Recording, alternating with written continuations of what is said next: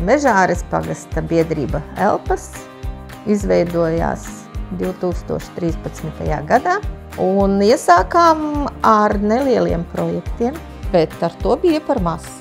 Mēs izlēmām, ka mums vajadzētu visai sabiedrībai parādīt pagasta īpatnību, to bijušo vecticībnieku laiku dzīvi.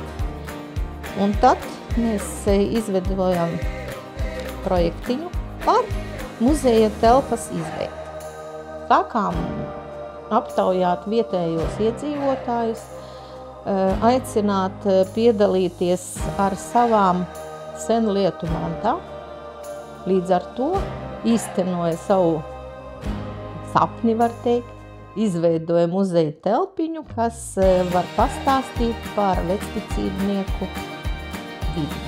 Šajā istabiņā ļoti labi ir, teiksim, tā salikti akcenti par to, kādas bija vecticībnieku dzīves, ikdienas dzīves sastāvdaļas. Vispār Mežārē vecticībniekiem ir parādījušies krietni sen, un šajā istabā tieši pareizi, tā salikti akcenti, ja, un parādīti dzīves soļi.